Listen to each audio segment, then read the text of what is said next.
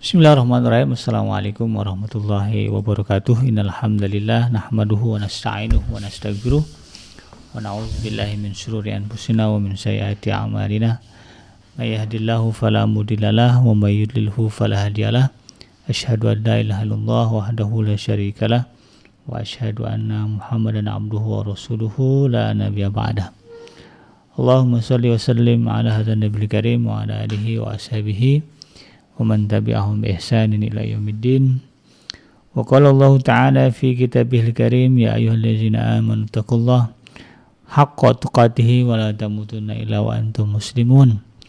يا الحق أدخلنا مدخل صدق وأخرجنا مخرج صدق وجعلنا من لدنك سلطانا نصيرا. جاء الحق وزهق الباطل إن الباطل كان زهوقا.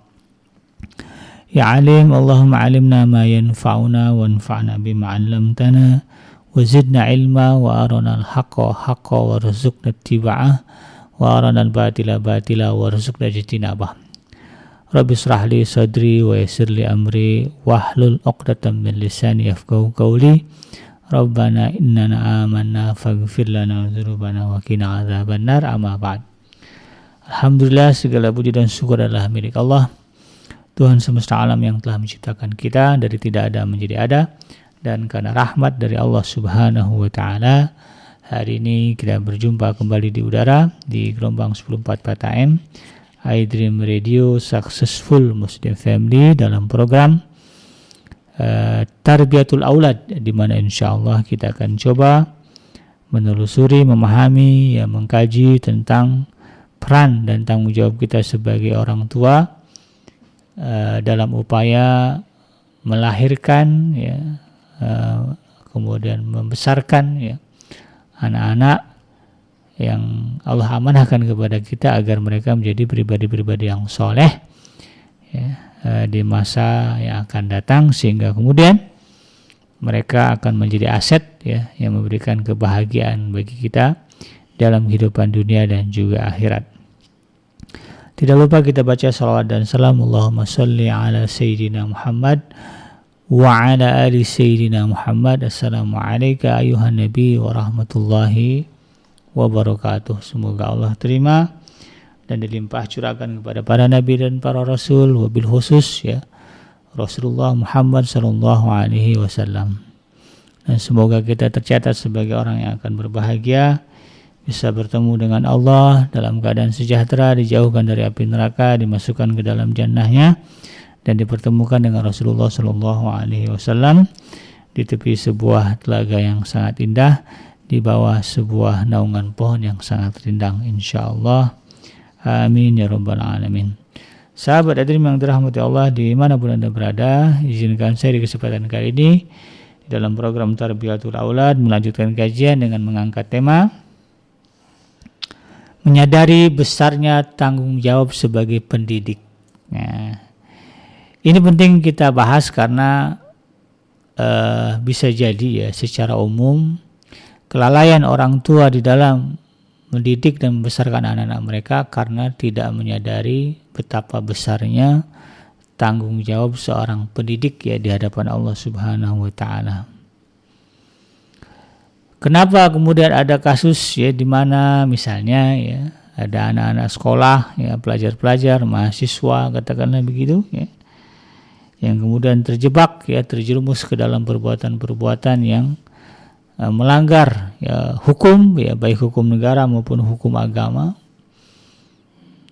yang kemudian pangkalnya adalah tidak maksimalnya peran dari para pendidik.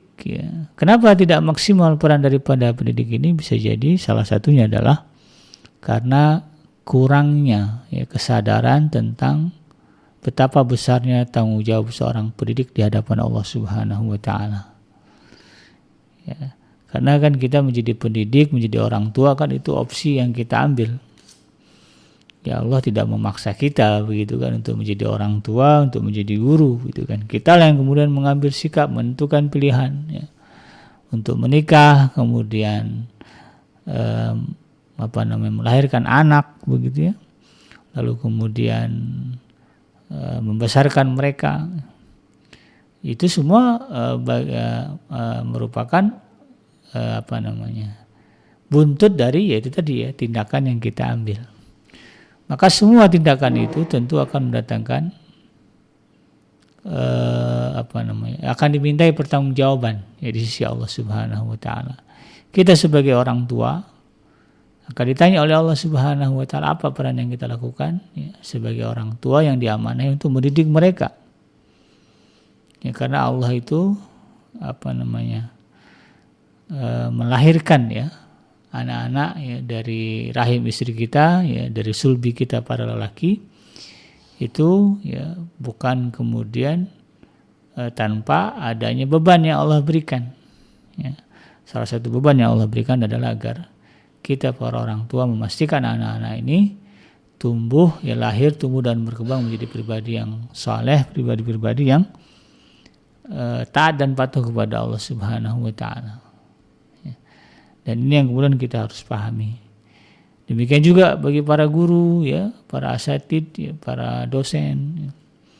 Ketika mereka ya bekerja berkecimpung dalam dunia pendidikan, berstatus sebagai pendidik, maka harus dipahami ya, seberapa besar ya amanah yang Allah berikan, amanah yang kita terima ya dari para orang tua murid ya, para orang tua peserta didik ya kepada kita ya, dan sebagai seorang muslim ya kita harus mengemban amanah itu sebaik-baiknya.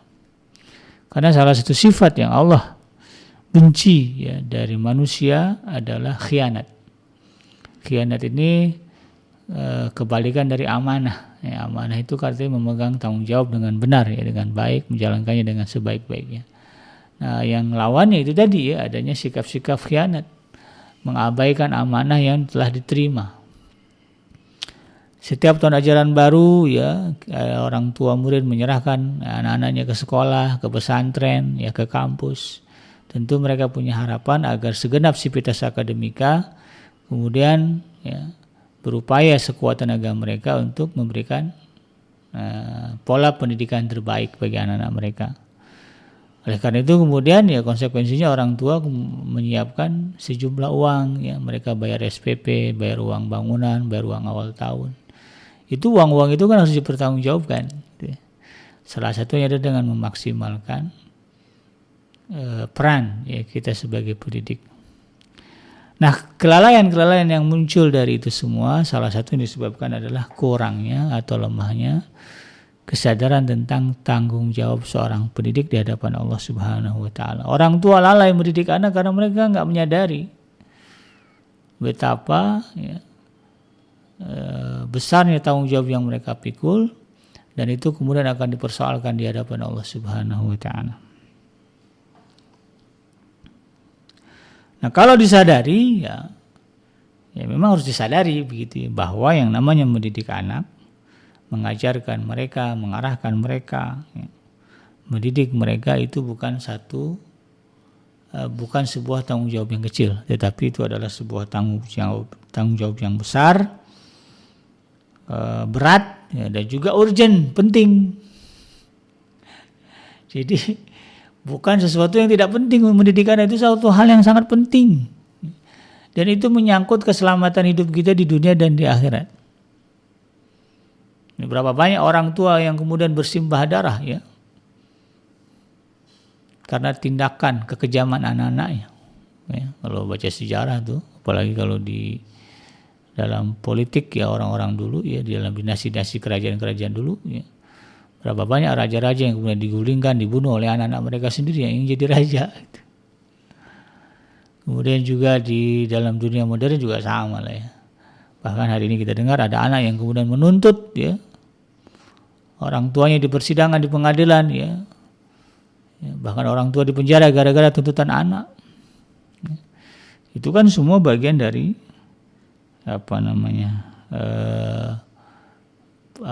bagian dari dinamika yang terjadi pada hari ini, dan itu semua kemudian harusnya memotivasi kita untuk menyadari betapa mendidik anak ini adalah sesuatu yang penting sehingga kita tidak melalaikannya.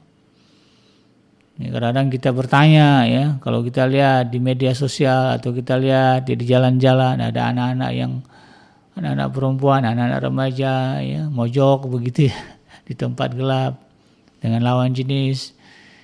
Ya, ada yang malam-malam jam 10, jam 11 masih di luar rumah nongkrong di sana sini begitu ya. Dengan pakaian yang tidak karu-karuan. Kadang-kadang kita bertanya, ini orang tuanya di mana? Orang tuanya kemana? Sadar tidak orang tua itu tentang pendidikan anak? Jangan sampai kemudian kita baru menyadari setelah kita berada di hadapan Allah Subhanahu wa Ta'ala. Setelah kita pindah dari alam dunia ini ke alam kubur, baru kita ngeh, ya Allah, ternyata ini adalah sebuah urusan yang besar. Ini yang kemudian harus kita pahami. Maka tidak ada keraguan ya, bahwa yang namanya mendidik anak atau kita yang berstatus sebagai pendidik, ya, baik sebagai guru ya, sebagai bapak, ibu ya, atau juga mungkin tokoh masyarakat ya, para alim ulama, asatidz dan sebagainya. Ya, tatkala ketika kita ya, sanggup memikul ya, tanggung jawab ini dengan sempurna dan menunaikan hak-hak dengan penuh amanah, maka berarti ya, kita telah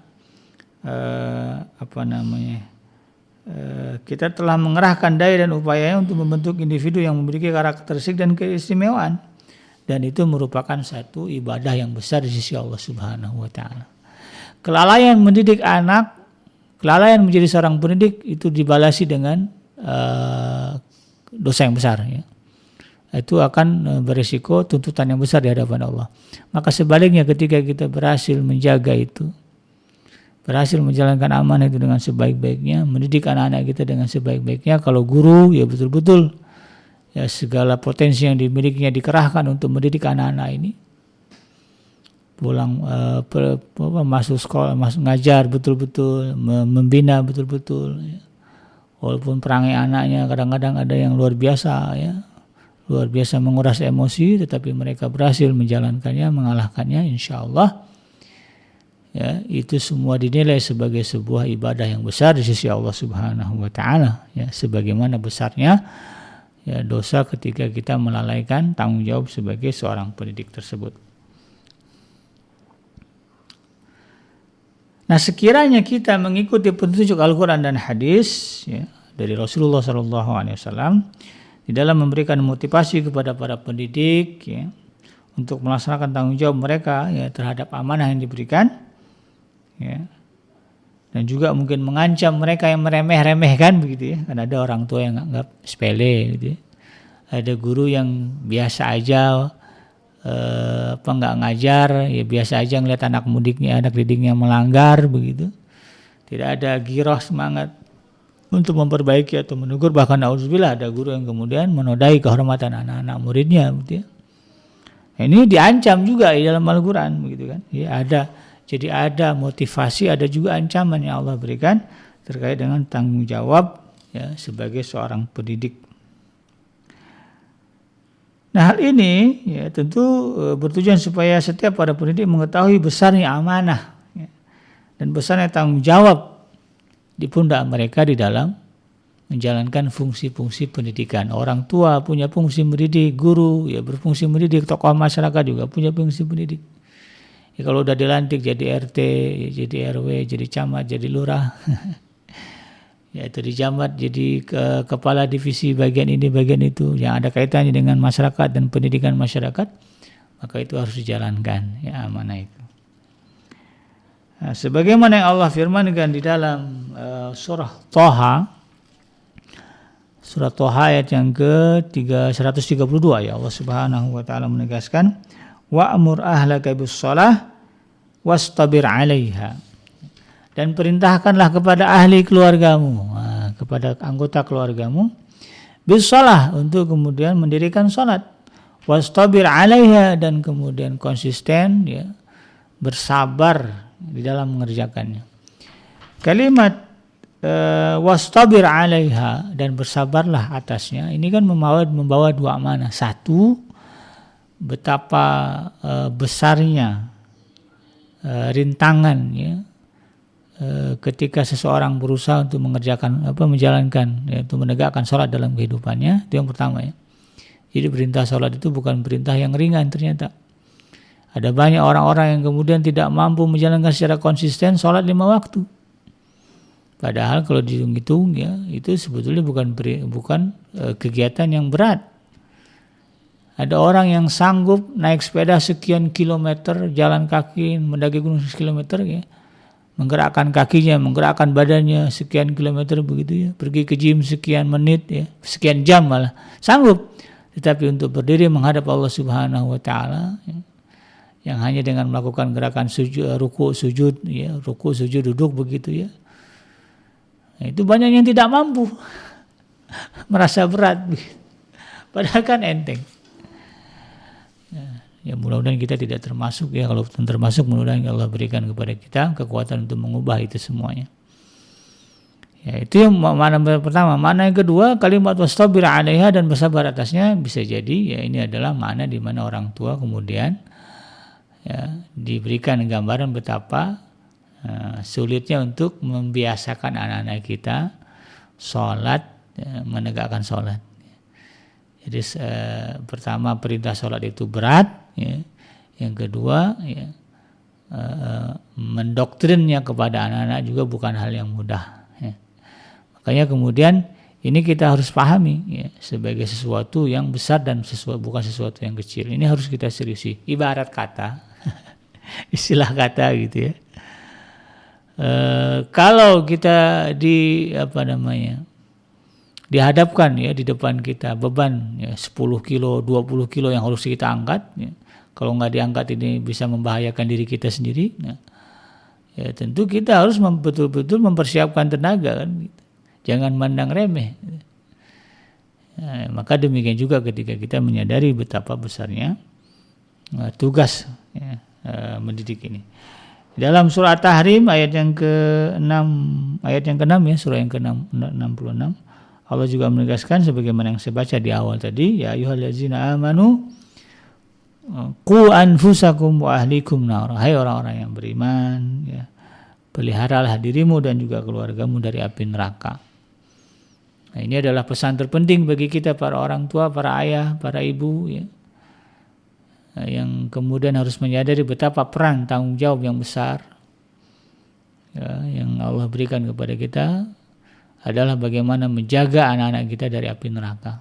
Banyak celah di mana kemudian anak-anak kita, diri kita bisa ya terjerumus ke dalam api neraka, Nah, celah-celah ini yang kemudian kita harus perjuangkan agar tertutup ya, bagi diri dan juga keluarga kita. Ini yang harus kita perjuangkan.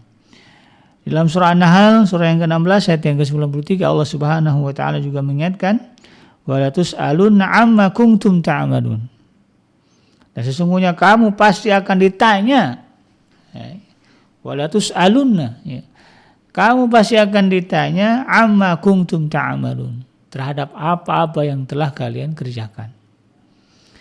Jadi apapun yang tersangkut dengan kita ya, dan kemudian itu menjadi sebuah amalan, pekerjaan, rutinitas dan sebagainya, yang menjadi perbuatan kita sehari-hari, dari mulai kita bangun tidur sampai tidur lagi, itu semua pasti akan Allah Subhanahu wa taala tanya. Nah, sudahkah kita kemudian mempersiapkan diri dengan jawaban-jawaban yang terbaik? Jawaban-jawaban yang tidak mungkin disanggah oleh Allah Subhanahu wa taala. Dari mana jawaban terbaiknya Abi Genji? Jawaban terbaiknya dari Al-Quran dan Sunnah. Maka jadikan Al-Quran dan Sunnah sebagai pertimbangan kita di dalam melakukan berbagai tindak tanduk dalam perbuatan kita.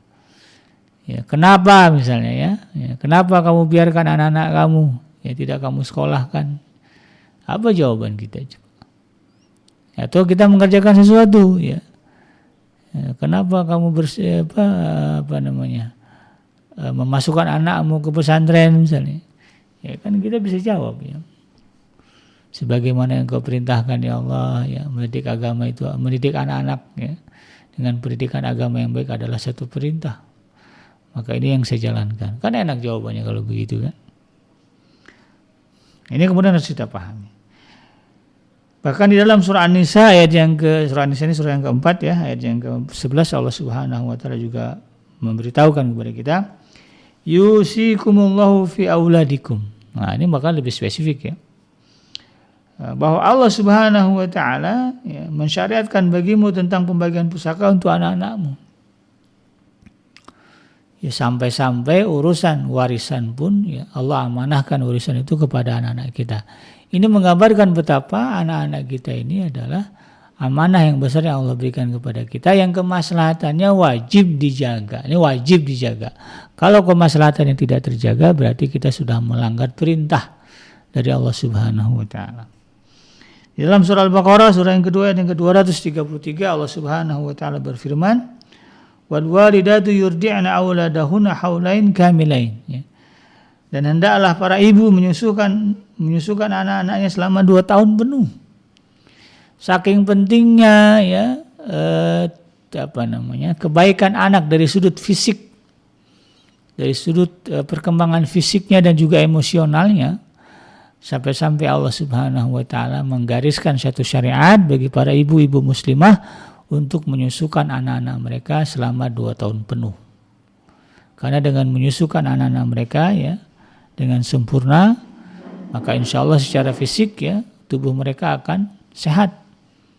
Ya, imun tubuh mereka akan kuat karena dalam ASI ya, air susu ibu itu ada nutrisi yang kemudian menjadi bagian dari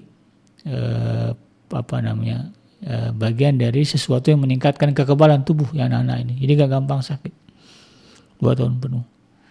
Apalagi kalau kemudian si ibu ya berusaha menjaga makannya ya dengan asupan makan yang bergizi, dan ini tentu menjadi tanggung jawab para ayah ya. Ketika ibu menyusui maka sediakanlah makanan yang betul-betul bisa menjamin gizi dan nutrisi bagi anak-anaknya. Ya. Jangan dikasih kangkung aja tiap hari. Kangkung bagus tapi dia variasiin lah, kangkung, daging, buah, susu ya. Ya divariasikan begitu ya. Sehingga kemudian anaknya yang mendapatkan pasokan ASI yang bergizi. Secara emosi juga sama, ketika anak-anak ini disusukan oleh ibunya, mereka akan punya ikatan yang kuat secara jiwa, secara batin ya dengan ibu mereka. Karena di dalam darah mereka ada darah ibu mereka yang berasal dari air susunya. Nah, gitu ya. Dan air susu itu ya disuburkan ya oleh para ayah dengan nafkah yang baik. Nah, ini kaitannya seperti itu. Dalam surah Al-Mumtahanah, surah yang ke-60, Allah Subhanahu wa taala juga berfirman di dalam ayat yang ke-12, wala yaqtulna auladahunna, dan janganlah mereka ya membunuh anak-anak mereka. Ya, yang perempuan ya, ini kaitannya dengan bayat ya para wanita kepada Rasulullah SAW. Salah satu yang ditekankan oleh Allah Subhanahu wa taala kepada para wanita yang berbayat di hadapan Rasulullah adalah mereka tidak boleh membunuh anak-anak mereka. Ini kan berarti sebuah penekanan besar ya kepada para ibu agar memastikan anak-anak ini lahir ya, tumbuh berkembang besar menjadi orang-orang yang selamat, terjaga kemaslahatannya. Ya.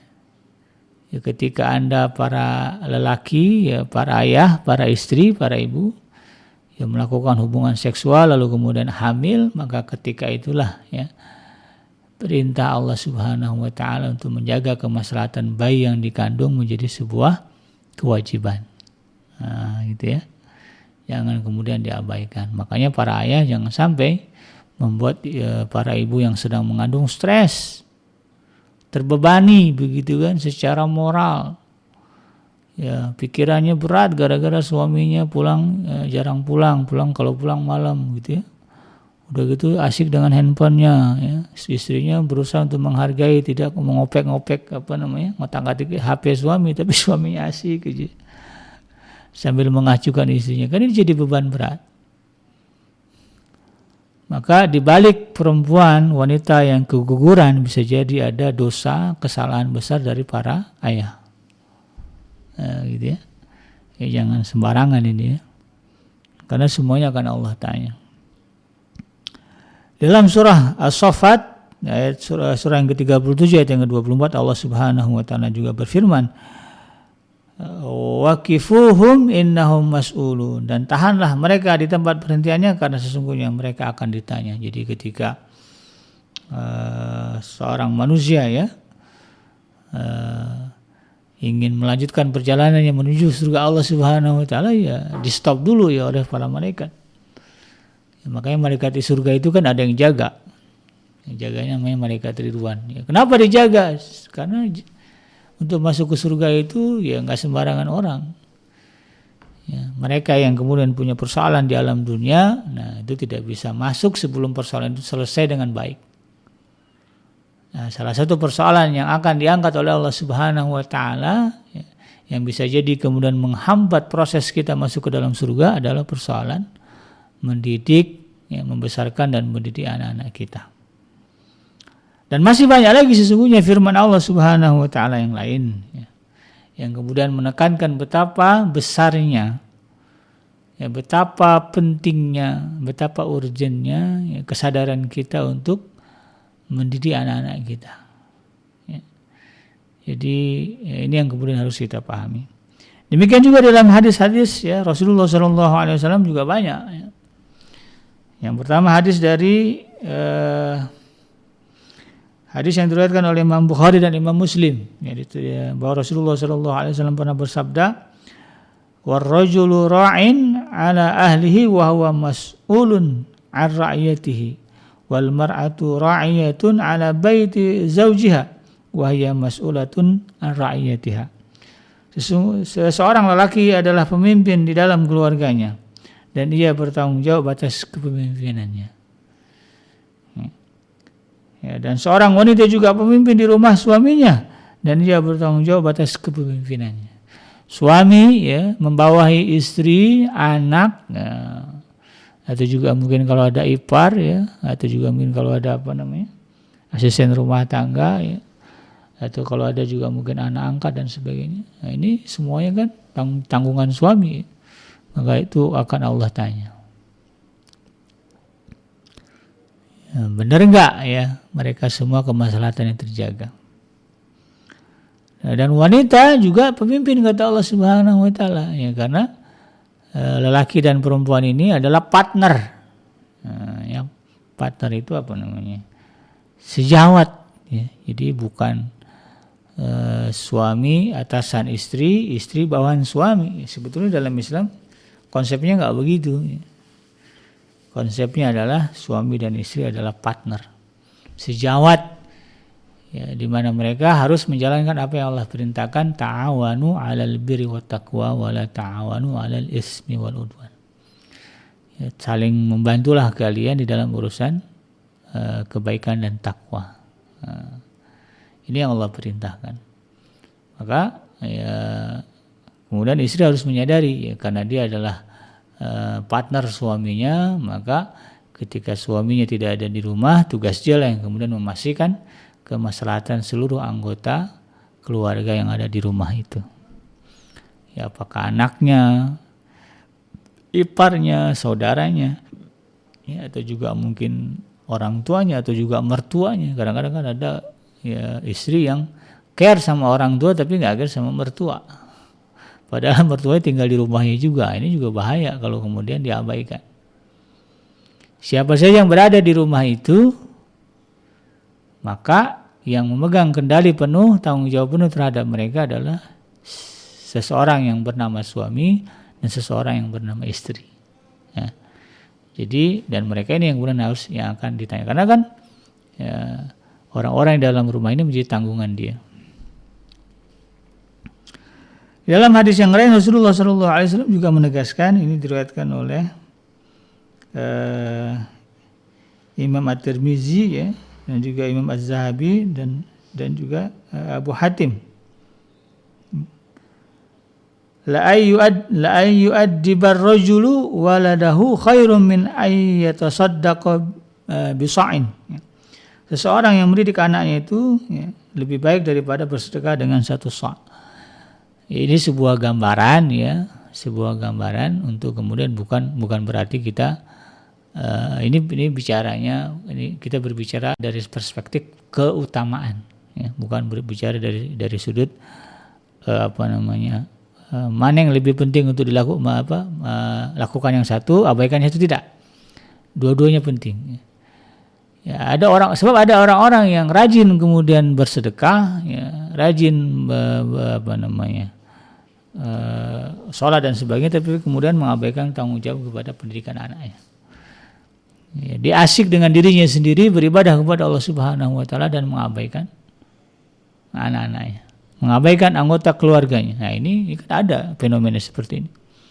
Dan ini kemudian tidak boleh terjadi. Sehingga kemudian Rasulullah mengatakan seseorang yang mendidik anaknya itu lebih baik daripada ia bersedekah dengan satu sok, ya, sedekah makanan begitu.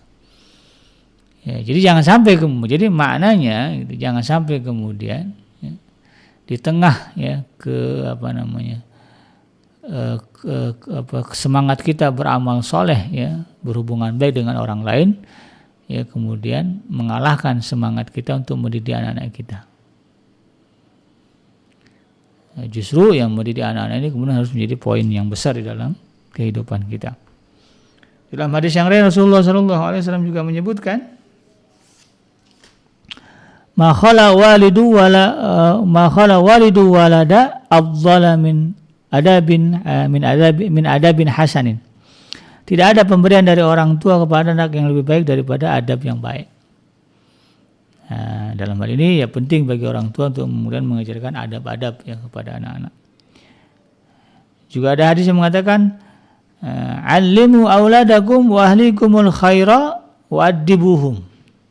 Ajarilah anak-anak kalian dan keluarga kalian kebaikan dan didiklah mereka dengan adab, ya dengan kebaikan.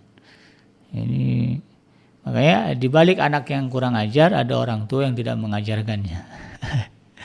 Di balik anak yang tidak beradab maka ada orang tua yang kemudian tidak mengajarkan adabnya, mengajarkan adab kepada anak-anaknya. Dalam sebuah hadis yang diriwayatkan oleh At-Tabrani, ya, Rasulullah SAW bersabda, "Addibu auladakum ala thalasi khisal, hubbi nabiyikum wa hubbi ali baitihi wa tilawatil Qur'an." Didiklah anak-anak kamu ya dengan adab begitu atas 3 hal. Apa itu? Mencintai Nabi kamu ya, kemudian mencintai ahlul baitnya, keluarga Nabi ya, kemudian membaca Al-Quran. Nah, ini menjadi sebuah penekanan ya Rasulullah SAW. Abu Sulaiman Malik bin Al-Huwairits berkata, kami mendatangi Nabi Muhammad SAW sedangkan kami ini adalah pemuda yang sebaya. Kami tinggal bersama beliau selama 20 malam. Beliau menduga kami telah rindu kepada keluarga kami. Lalu beliau bertanya kepada kami berkaitan dengan apa yang kami tinggalkan, ya, terkait dengan keluarga kami. Kami pun kemudian mengabarkan kepada Rasulullah SAW. Beliau adalah orang yang lemah lembut dan penuh kasih sayang. Kemudian beliau bersabda, irji'u ila ahlikum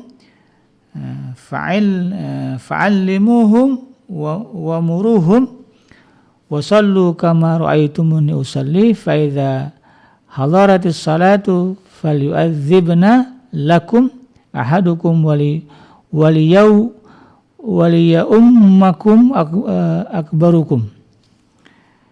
Maka Rasulullah mengatakan ya, irji'u ila ahlikum, kembalilah kepada keluarga kalian, fa'allimuhum wa muruhum, maka kemudian ajarilah dan perintahkanlah kepada mereka. Wasallu kama ra'aitumuni usalli, dan kerjakanlah salat ya sebagaimana kalian melihat aku salat. Fa idza hadratis shalah, dan apabila telah datang waktunya salat ya, Rasulullah SAW fal yu'adzin, maka azanlah, fal yu'adzin lakum ahadukum, ya salah seorang di antara kalian, wal ya ummakum akbarukum, ya, dan hendaklah yang menjadi imam orang yang lebih tua dari kalian. Ini serentetan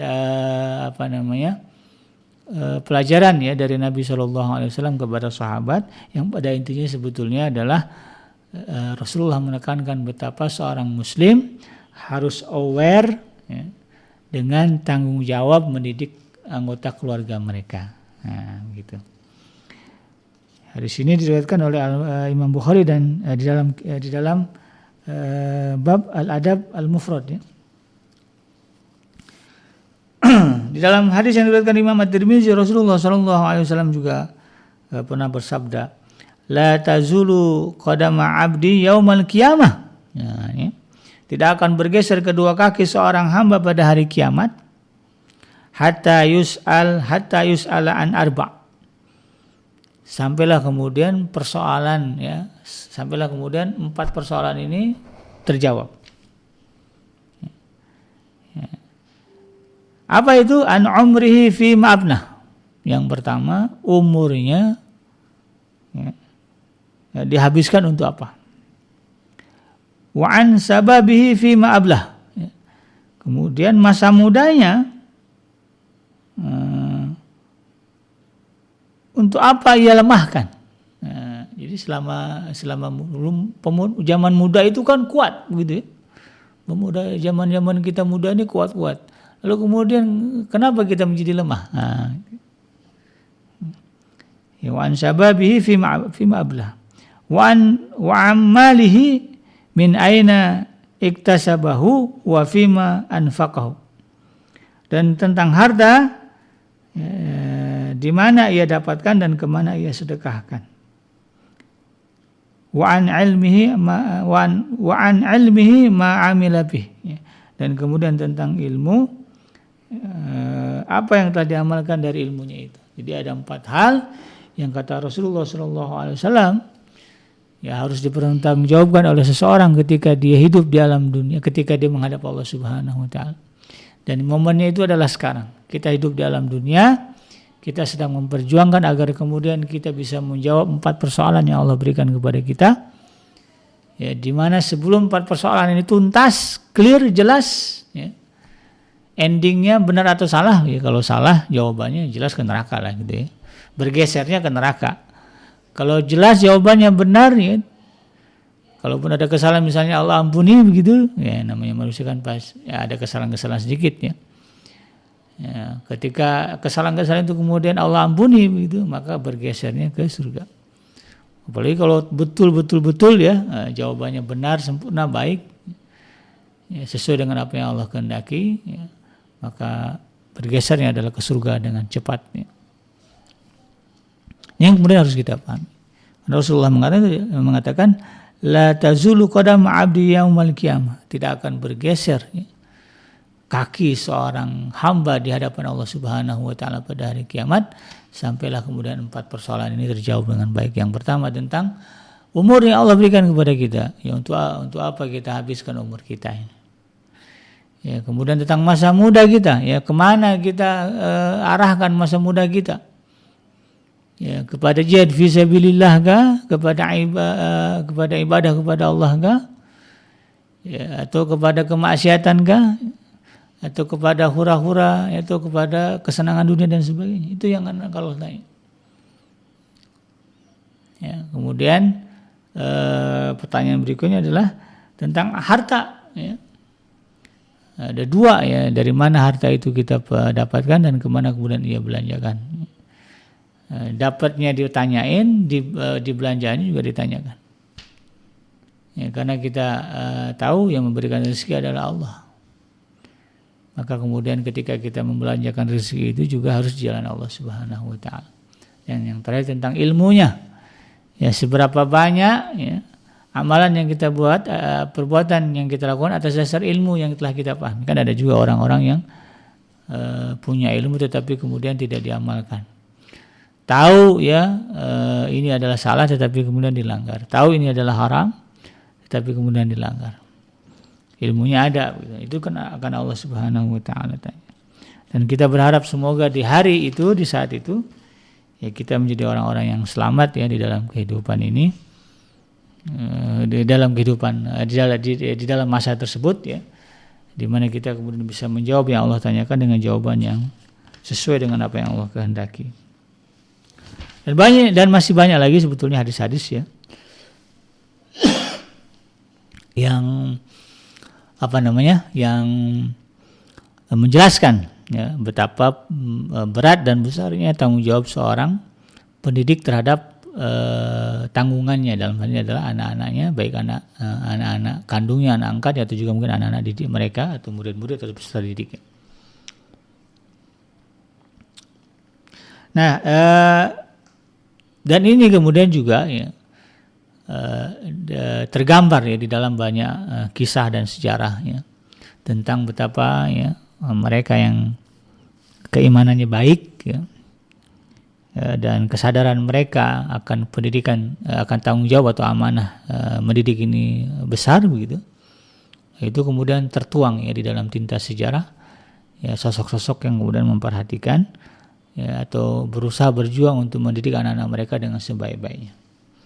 Salah satunya adalah riwayat dari Al-Jahiz, ya, Al-Jahiz bahwa Uqbah bin Abi Sufyan tatkala mengantarkan anaknya kepada seorang guru, ya, ia berkata, hendaknya kamu memulai dalam mendidik anakku nanti dengan memperbaiki pribadi Anda.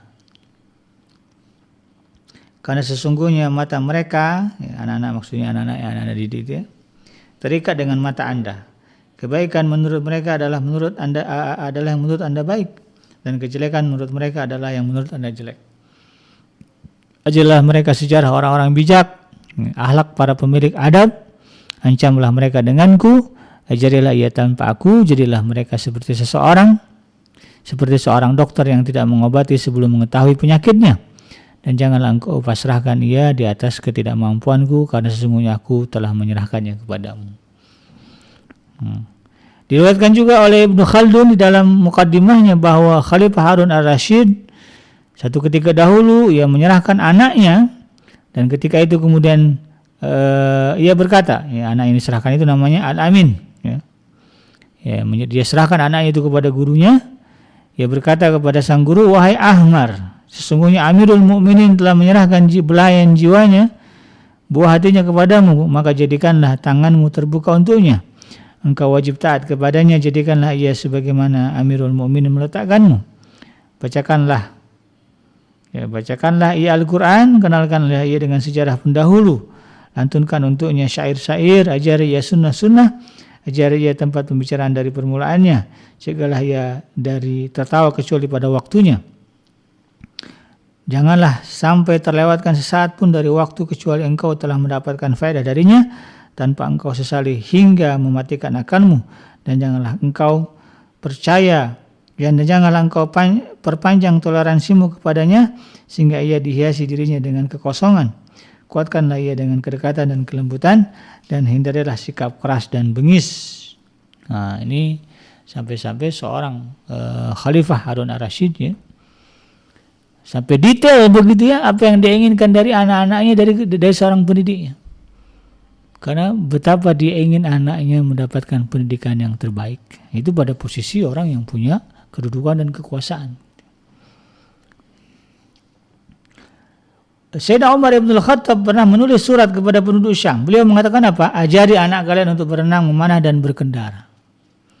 Ini yang saya katakan tadi, ya, sebagai tokoh masyarakat, Sayyidina Umar Ibn Khattab juga menyadari betapa besarnya tanggung jawab mendidik umat. Maka kemudian beliau pun menjalankan fungsi itu dengan memerintahkan, ya, orang-orang yang berada di dalam penguasaannya, ya, orang-orang yang disebut sebagai rakyatnya begitu, ya, menekankan betapa pentingnya pendidikan bagi anak-anak mereka. Dan banyak lagi, ya, apa yang disebutkan dalam sejarah, ya, tentang bagaimana, ya, mereka menyadari besar tanggung jawab, ya, dalam mendidik, ya, atau tanggung jawab mereka sebagai pendidik begitu kan. Mudah-mudahan kita, ya, setelah ini semakin termotivasi untuk berjuang, ya, memaksimalkan potensi yang ada dalam diri kita untuk mendidik anak-anak kita. Insyaallah pada pertemuan yang akan datang kita akan membahas, ya, tanggung jawab apa saja yang Allah bebankan kepada kita sebagai pendidik, ya, dalam posisi sebagai orang tua, dalam posisi kita sebagai guru, dalam posisi kita sebagai pembimbing masyarakat, ya, sebagai pimpinan dan sebagainya. Ada 7, ya. Nah, nanti kita akan coba bahas satu persatu. Berdasarkan kitab yang ditulis oleh Dr. Abdullah Nasyalwan, yaitu Tarbiyatul Aulad fil Islam, atau pendidikan anak di dalam Islam. Demikian sahabat Adrim yang dirahmati Allah, yang benar datangnya dari Allah Subhanahu wa taala, dan yang salah itu semata-mata lahir dari kealfaan dan kehilapan saya pribadi. Saya bikin pamit undur. Subhanakallahumma rabbana wa bihamdika asyhadu an la ilaha illa anta astaghfiruka wa atubu ilaik. Walhamdulillahirabbil alamin. Wassalamualaikum warahmatullahi wabarakatuh.